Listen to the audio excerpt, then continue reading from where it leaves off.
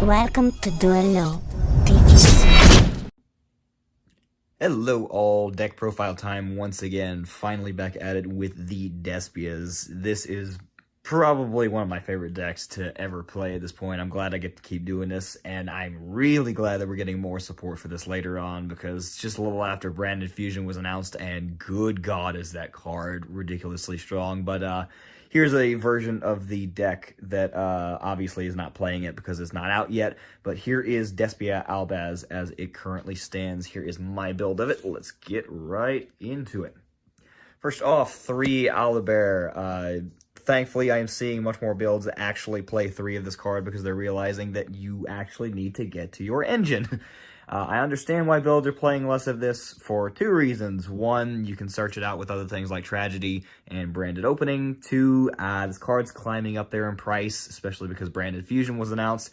But if you can get 3, you really do need to be playing 3 of this, because, I mean, I generally try to suggest alternatives for some other cards, but there really is no replacement for Owlbear because this is the only one that searches branded spell or traps. So I really highly recommend trying to get 3 of this if you can, because this just makes the deck function if you're looking to play this, because it helps you get into all your stuff.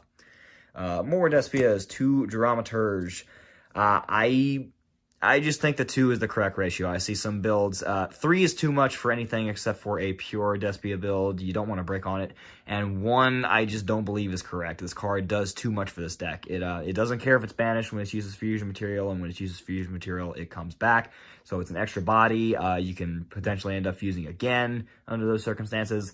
And it does have a semi-relevant disruption. When your opponent summons from the extra deck, you can target and gain a monster. It's not the best, but it does force your opponent to attempt to play around it or have an answer for it. So this card just does too much for this deck, so I think playing 2 is correct. One that I initially wasn't playing, but then realized you can actually do a lot with this. I am playing 1 Ad Libitum, one of the newer ones that came out of Burst of Destiny. Like I said, I wasn't going to play this, but you can actually do a decent bit with this. So when this card is, when you use this card, you can essentially recur your Despia monsters from the banished and from the grave, and you can end up special summoning them back. And that does trigger some other effects. It does, like, that triggers Owlbear. It gives you potentially more fusion material. It can get you some resources back. And this does have sort of a relevant effect to boost up your monster's attack. That does end up coming up, but you more so want this for the special summoning. And it's another Despia name, because sometimes you just draw hands where you don't see any Despia names, and then you obviously can't fuse into your Despia fusions, which is very bad for you. So it's good in that aspect. This one is probably the most cuttable out of all the Despia ones if you don't want to play this, but this, I just think of too many scenarios in the grind game where this comes in handy to where I figured it was worth playing. And I mean, it's just the one of, so you can search it later on if you need it, but I am still on this because I think there's too many scenarios where it comes up. The last Despia monster, we are playing 3 Tragedy. And that should come as no surprise at this point. Tragedy is insane. People are starting to realize how crazy this card is. It gets you in your other Despia monsters. It can reset your branded spells and traps from the grave. It just does so much for this 1 card. And then to complement that, I am playing the 1 Foolish Burial as basically a 4th copy of Tragedy. I considered playing Gold Sark as well, but I'm already at 43 cards in this deck, so I'm pushing it as it is. I didn't want to push it even further with Gold Sark, so I just decided to go with Foolish Burial because it gets Tragedy into the grave, which is more handy than getting it banished, because then you could potentially use its second effects. So that is it for all of the Despia monsters. Like I said, you can cut Ad Libitum if you really don't think that you can justify the space for it, but I'm willing to take that risk because in the grind game, it ends up saving you more than it ends up hurting you if you're able to get to that point. This deck is Albaz focused, so guess what? We play 3 Fallen of Albaz. Yes, I know one of them is an Ultra, and that is because the United States Postal Service sucks and refuses to ship me my 3rd secret, which I have ordered, like, probably 3 weeks ago at this point, most likely more. But You know, secret rare, ultra rare, they all still do the same thing, and it's hilarious. This card is super poly on legs. Of course, your opponent can respond to it, and it does target, so it's not as good. But you have so many ways to be able to get into this card off of the words, sentences, phrases, off of the Despia effects, and of course, out of one of the new cards from Burst of Destiny, Incredible Ecclesia. That's right, Sword Soul isn't the only one playing this, because it does say summon a Sword Soul from the deck, but it also says summon Fallen of Alba. So guess what we get to do with this? So, of course, we're playing 3 Ecclesia. This card is just great. It helps you get in everything you need to do, and it comes back with all your fusion shenanigans, which is really funny. By the way, don't do what I did when I first played against this card. This card is, in fact, a quick effect. Do not shotgun your Imperm or your Veiler against this card, because your opponent is just going to change it, and it's going to dodge the card, which is really funny or really sad for you if you're the one who ends up playing into it. So do not fall for that, my friends. Onto the branded spells and traps. I am playing 2 of the theater. 3 is just too many. You don't want to brick on it, but I also don't think that 1 is correct, because hard drawing this every now and then is not necessarily the worst thing. It opens you up to search more branded spells or traps if you have Owlbear, and you know, you can just get your fusion plays started early if your opponent disrupts you. Yeah, it's the invocation argument. You know, do you have it already? Cool, you get to keep playing. Then, you know, two of them I think is the correct one, especially because if your opponent uses Cosmic Cyclone on this, you cannot get it back, because you can inherently get this back with Tragedy in the grave, but if they banish it, then you're just kind of screwed. So I think that 2 is the correct way to go with this. One that is absolutely a 3 of, and if you are not playing 3 of this card, you need help. Branded Opening. This card is insane. Gets you into all of your Despias. Can special summon one from the deck in defense or add it to your hand. And by the way, don't get cheated out of this like I initially did with this card. This card discards for effect. The discard is not cost. So this, when you discard something off of it, it triggers things like Despian Tragedy. If you're playing a Shaddoll package, it triggers Shaddolls. This card is absolutely ridiculous when it comes to those. Do not get cheated out of that. And then finally, we have only 2 Branded in red, one of the newer ones, also out of Burst of Destiny. I'm only playing 2 of these because, I mean, as crazy as this card is for this deck, it's really good. You don't really want to brick on it because this one ends up coming up later on in your plays, because you do have to have your graveyard set up. You do have to add a Despia or Fallen of Albaz from your graveyard to your hand to be able to use the fusion summon of it. So, you know, bricking on this on your first turn really isn't the greatest. You more so want to search this out. Hard drawing it now and then isn't necessarily bad, but you, like I said, you don't want to brick on this. So I think 2 is the correct ratio in this particular build. In other builds, you know, I played a version of Despia where it's you run a Fright for a package and you try to turbo out 3 Masquerade Dragon. In builds like that, you run 3 of this, but in builds like this, you just run 2 of them, and I think that's correct. You'll notice a lot of fusion shenanigans in this deck, so of course we want to throw in some other fusions that may or may not necessarily belong, but I'm doing it anyway because it's funny. We are, in fact, running the Phoenix Enforcer package, so we are playing all the cards necessary for that, because why not? The unfortunate part about this is you are unable to play Verte Anaconda in the extra deck, which makes it a little bit harder for you because you do have to hard draw the Fusion Destiny. And yes, there really is no way to get around this, because majority of the time you are locked into fusion monsters, so you wouldn't be able to make Verte Anaconda anyway. But also, this deck, you really don't have any spare bodies left on the field to be able to link into Verte Anaconda. You know, a combo deck that either gets disrupted or puts some extra bodies on the field is able to easily go into Verte and use Fusion Destiny. This deck just doesn't do that. You use everybody you can for the fusion plays that this deck does. You know, on top of you already being locked into fusions. So you do have to hard draw the Fusion Destiny, but I mean, when you do, I mean, you get your Despia plays online, then you get Phoenix Enforcer online, and just, you can overwhelm your opponent really quickly, especially with your resource recursion that your deck already does, and then you slap Phoenix Enforcer on top of that. It's just great.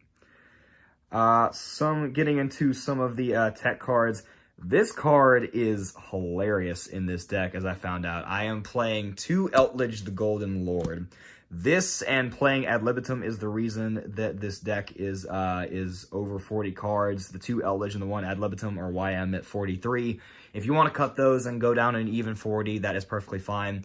But this card is insane in this deck, as I'm finding out, for several reasons. One, it's a light, so it's good material if you just end up needing to use it for fusion material, if that's just what your hand constitutes. But there is a hilarious interaction with this card, Despian Tragedy, and the field spell, Theater of the Branded. So here's a few scenarios that can come up with that. Let's say you got Golden Lord in your hand as well as the Theater, and you already have Tragedy in the grave. Like, let's say you had to activate Branded Opening, discard this, summon Owlbear. You search the field spell, you search another Despia monster like Dramaturge, but your opponent's got something problematic on the board. You Golden Lord effect, send this and the Theater to the grave, you out whatever the problematic card is. Then you Tragedy effect in the grave, banish it to reset the field spell, and then activate it once more.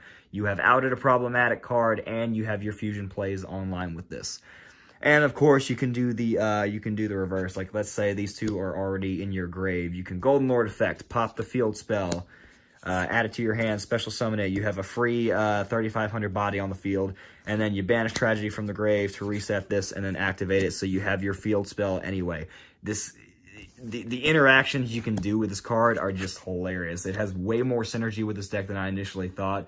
So as much as it sucks to go over 40 cards, like I'm at 43 with this and the ad libitum, I just think it's worth the space because this is hilarious and this can really help you out. The main reason I was considering it was for things like Anti-Spell and Imperial Order. This deck just does not play through Anti-Spell or Imperial Order or other problematic floodgates, so that's why I decided to have a main deck option. But rather than have something like Cosmic Cyclone or Feather Duster, I decided to go with this because it just ends up having way more synergy. Like I discovered those things that it could do, and it's just hilarious.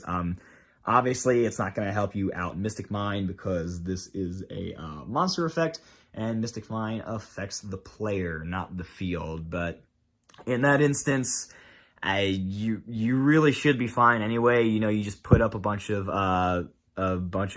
board presence monsters like Masquerade Dragon, Quertus. You essentially make it really hard for your opponent to kill you at that point because, fun fact, Masquerade Dragon still works under Mystic Mine, but we'll get into that later when I get into the extra deck. But that's why I am playing 2 Golden Lord. On to the rest, you'll notice this deck fuses with your opponent a bunch because of Albaz, so what better card to facilitate that than playing 3 Super Poly? Yeah, Super Poly needs no explanation. It is an insane card. On to the rest of the hand traps and the tech. I am playing 3 Nibiru because Nibiru is insane this format, on top of being a light, so you can use it as fusion material if needed. 1 Called by the Grave because we don't like Ash, we don't like Valor, we don't like Droll, we don't like any of that crap, so playing your Saki 1-of that can potentially save your life is great. 3 Infinite Impermanence. Finally got all my secret rares in all their glory, so love to finally be able to play these. And on top of that, Imperm is probably one of the best hand traps of this format, so of course we're playing 3 of that. And the final 3 cards I am main decking. There can be only 1 because this card is probably one of the biggest blowouts that you can play this format. You know, drop this against Sword Soul, they literally can't play the game. Drop this against Birds, you make them jump through a bunch of hoops and they don't make as big of a board as they can, or you force them to deal with it, or sometimes, depending on their hand, you just straight up end their turn. And then for the most part, you really don't care about this. I mean, it does hurt some of your plays, like a lot of the Albaz fusions are dragons, and Albaz himself is a dragon, so you can't do that. But the main deck Despias are all fairies, and your extra deck Despias are all fiends, so you can still go into them depending on the situation. And I mean, even if you turn off some of your deck, you really don't care, because as long as you're establishing a board and you're preventing your opponent from establishing a board, this card is doing its job, and if you're just winning the game anyway, it doesn't matter. So this card is absolutely worth it to play as long as it shuts down your opponent.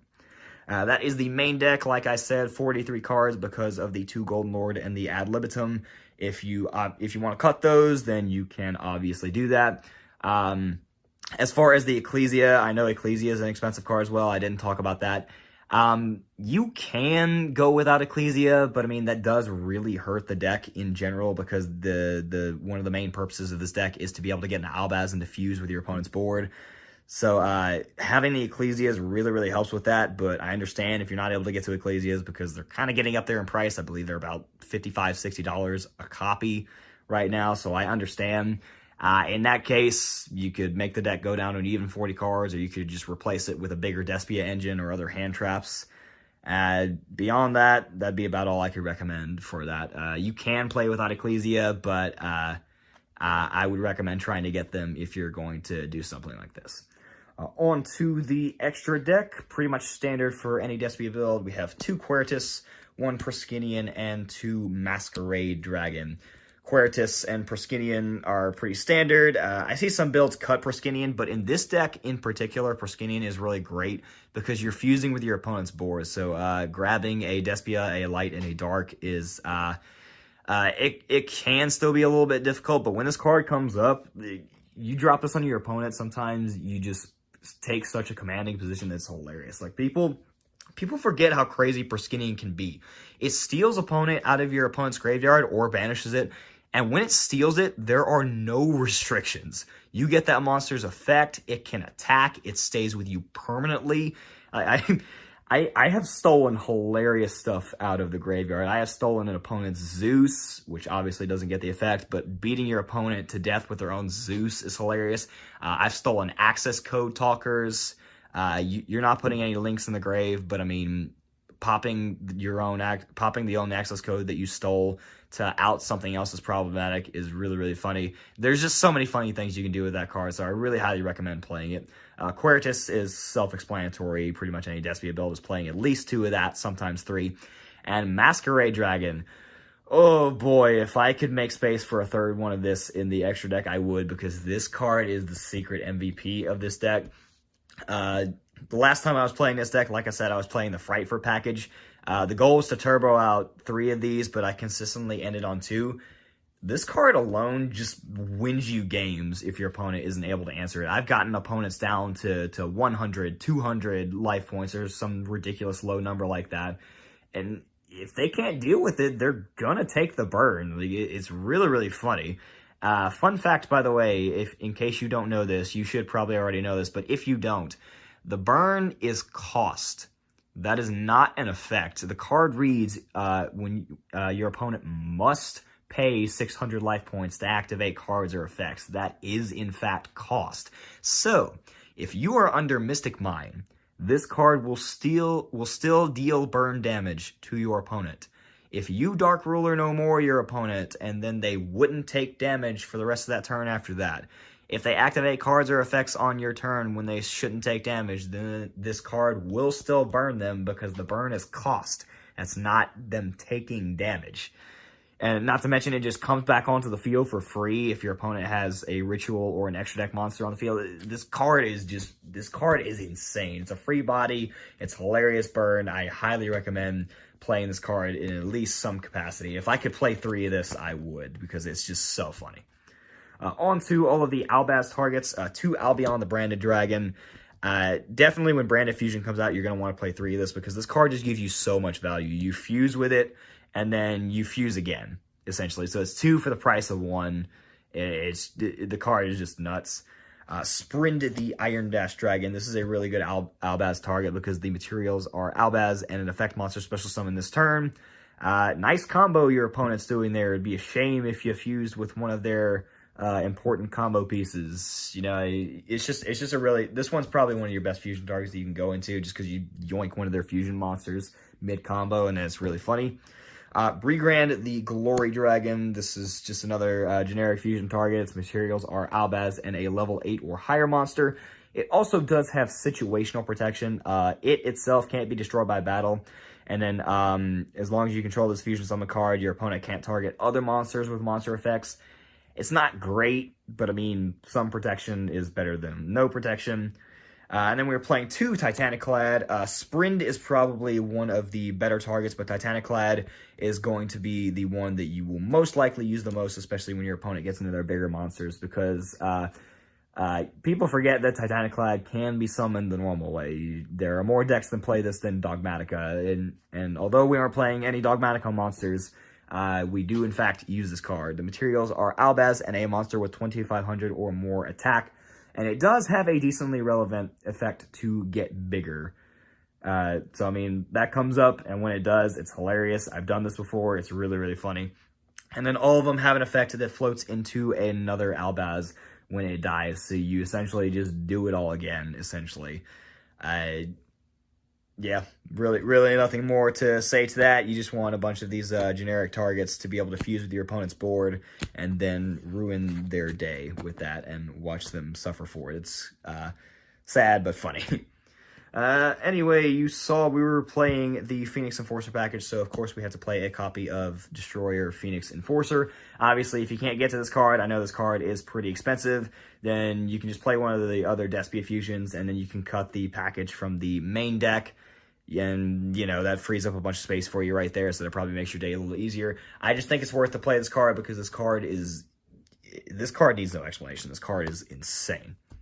And then the final 3 slots, we're just playing generic Super Poly targets that you pretty much play anytime you're playing Super Poly. The Mud Dragon, the Starving Venom, and the Duragos Depelia. Pretty much any deck running Super Poly is running those. That's it for the extra deck. Here is the side deck that I chose to go with. You can obviously change this up based on your local or wherever you're going, but here is what I decided to go with. Fun fact, you can side extra deck monsters. Of course you knew that, but I'm just saying that because this is the first time I've ever done it because it's hilarious. I am siding the Draglubion, Hope Harbinger, Numeron Dragon package because this deck can in fact go into rank 8 spam. Pretty much all the fusions except Proskinian are level 8s. Dramaturge is a level 8. You just have so many level 8 plays that you can do with this, and why not take advantage of that whenever you can do that? With this, I desperately tried to find space for this in the main deck. I just couldn't justify it because the main point of this deck is to fuse with your opponent's board with things like Albaz and Super Poly. So pretty much most of the extra deck has to be committed to that. And when I was toying around with the idea, I could maybe find 1 or 2 extra deck slots that were free. But obviously to do this, you need all 3. So I just figured, you know, why not side deck it? And then if it ends up coming up, then I can do that. Because, I mean, let's say you end up in a matchup where Super Poly really doesn't do anything for you. You just side out the Super Polys, you side out the Super Poly targets, and then you just put this in and kill your opponent in 1 turn. It's great. Or even if Super Poly is still a good card for you, you just side out some of the other fusion targets that really aren't doing anything, and then you just do your normal Super Poly Albaz plays, and then you just drop this on them anyway, and then just kill them for their trouble. You know, it's having flexibility with this in the side deck is still pretty good, so I would at least consider side decking this package if you are going to run this. The rest of the side deck, you should at least be siding Dark Ruler No More during this format. I tried to find space for this in the main, but I figured the main deck was okay as is. Realistically, I probably should try to find a way to main deck this, but I figured that there can be only one was going to do the job anyway. We'll see if I regret that, but I am at the very least siding these.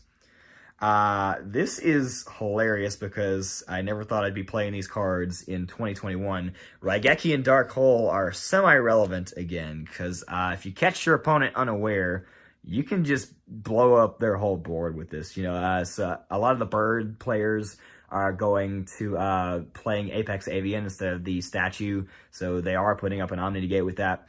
But a lot of bird boards are still, or at least a decent number of them are still running the statue. So if they put up their normal board of, you know, Samorg, statue, follow-up, Nightingale, Drago Future, all that, if they didn't put up Apex Avian, there's really not a consistent Omni Negate there. And you can literally just blow up their entire board with one of these cards. You know, obviously Drago Future is still going to stay around, but Super Poly Goober. These cards are, what more can I say? I never thought these cards would be relevant again, and I have resolved these against some opponents' boards, and just seeing the look on their face when you drop Dark Hole or Raigeki on them in 2021 is just so funny that it's worth citing this. We don't like back rows, so I am citing a Feather Duster to be able to get rid of those. You better have the Judgment or your disappointment will be immeasurable and your day ruined, along with 3 copies of Evenly Matched, because we like to clear boards and we like our opponents to not be able to use their shit. And the last 3 cards I'm playing, I really debated over what I was going to make these, but I finally landed on Solemn Judgment because I just needed some more going first options. And I just wanted to be as generic as possible. I could have made these Drolls. I could have made these, Lancias or Ashes or anything else that's generic. But Judgment just says no to everything, so I figured it was the safest bet. It's obviously not the greatest card to play going second, but I mean, even going second, you could potentially keep yourself alive because this card is just a powerhouse in and of itself. So Judgment's just what I landed on, and I think it's a hell of a card regardless, but I think it's one of the best ones that you can choose. And that is pretty much all I've got for you. That is all of the deck. We'll see how it goes whenever I end up playing it. Either way, I'm gonna have fun with this. This is one of my most played decks recently, and I just have so much fun when I do this. So here's hoping this goes well, and I can't wait for Branded Fusion to be released because it's gonna make this even more insane. But yeah, that's all I got for you. Thanks for tuning in, and have a good rest of the day.